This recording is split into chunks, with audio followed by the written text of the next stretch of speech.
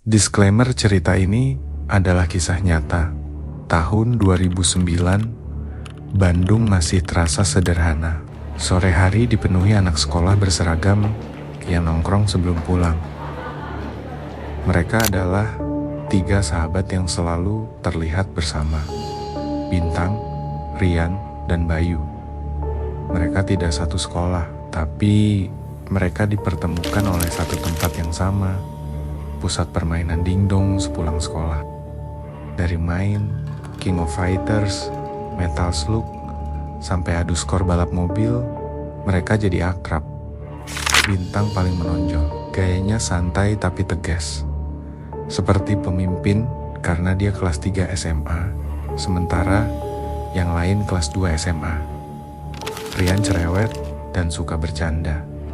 Bayu yang paling kalem dan sebenarnya paling penakut. Selain ke dingdong, mereka sering kumpul di rumah Bayu.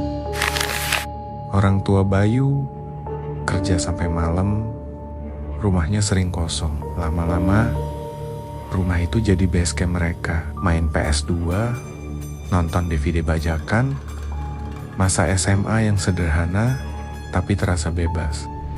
Suatu minggu, orang tua Bayu harus keluar kota beberapa hari. Karena sudah kenal dekat dengan Bintang dan Rian, mereka membolehkan Bayu menginap di rumah salah satu dari mereka, atau sebaliknya.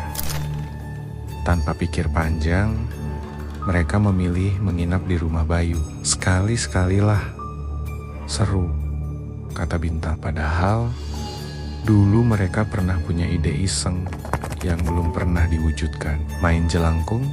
Di tahun itu, mitos permainan jelangkung masih sering dibicarakan. Katanya, jangan main malam-malam, jangan berhenti sebelum pamit, dan jangan pernah meremehkan.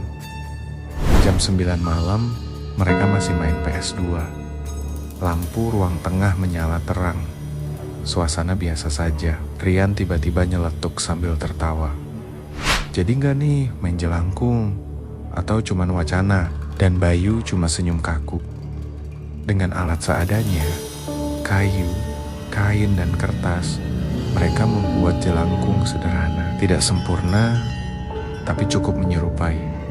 Sebelum mulai, mereka masak mie rebus, entah untuk mengisi perut atau mengusir rasa takut. Pukul 10 malam tepat, mereka duduk melingkar di ruang tengah.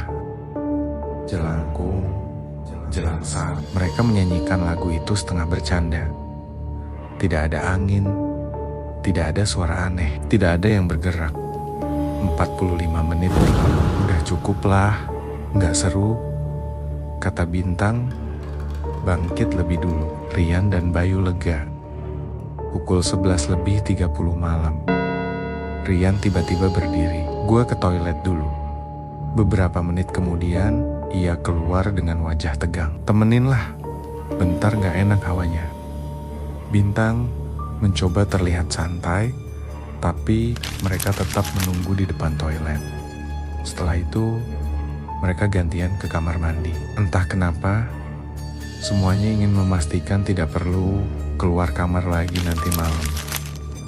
Mereka masuk kamar Bayu, tidur berdempetan, gerah, gelisah, sulit tidur. Tiba-tiba, suara air mengalir deras dari arah toilet. Bukan seperti keran bocor, tapi seperti shower dibuka penuh. Mereka saling menatap dalam gelap. 10 menit suara itu terus terdengar. Akhirnya, Bintang berdiri. Cek aja, takut apa? Mereka bertiga keluar kamar bersamaan. Begitu sampai depan toilet, suara itu hilang. Sunyi. Bintang membuka pintu perlahan. Tidak ada air mengalir. Lantai kering, keran tertutup rapat. Mereka tidak bicara, langsung kembali ke kamar. Itu mah tetangga kali, kata Bintang, mencoba masuk akal. Rian dan Bayu hanya mengangguk, tapi mereka tahu suara tadi jelas dari dalam rumah. Mereka mencoba tidur lagi, tapi dalam keadaan setengah sadar. Tiba-tiba mereka bertiga seperti digerakkan oleh sesuatu. Secara bersamaan, mata mereka mengarah ke jendela kamar Bayu yang tidak tertutup penuh. Di sana, ada sosok pria berpostur sangat tinggi, tubuhnya besar. Tingginya hampir menyentuh atap rumah. Wajahnya tidak jelas, gelap, tapi jelas itu bukan bayangan pohon. Mereka tidak ada yang berani berteriak. Tanpa dikomando, mereka langsung menarik selimut, menutupi kepala. Tidak ada yang bergerak, tidak ada yang berani memastikan lagi. Sampai akhirnya, karena kelelahan dan ketakutan, mereka tertidur sendiri-sendiri. Pagi hari, matahari masuk dari jendela. Mereka duduk di depan rumah Bayu. Diam lama. Lalu Rian membuka suara. Kalian lihat, Bintang dan Bayu saling pandang. Sosok tinggi di jendela. Mereka melihat hal yang sama. Tanpa banyak bicara, mereka membongkar jelangkung buatan semalam dan membuangnya jauh dari rumah. Sejak malam itu, mereka tidak pernah lagi membahas permainan itu. Dan sampai sekarang, mereka masih yakin yang berdiri di balik jendela malam itu bukan manusia. Cerita selesai. Jika kalian suka dengan ceritanya, jangan lupa untuk subscribe channel ini, like, komen, dan share ke teman kalian yang suka cerita horor. Dan jika kalian punya cerita yang lebih seru, bisa kirim di email yang ada di deskripsi. Cerita yang terpilih akan dapat merchandise menarik dan saya ceritakan di sini.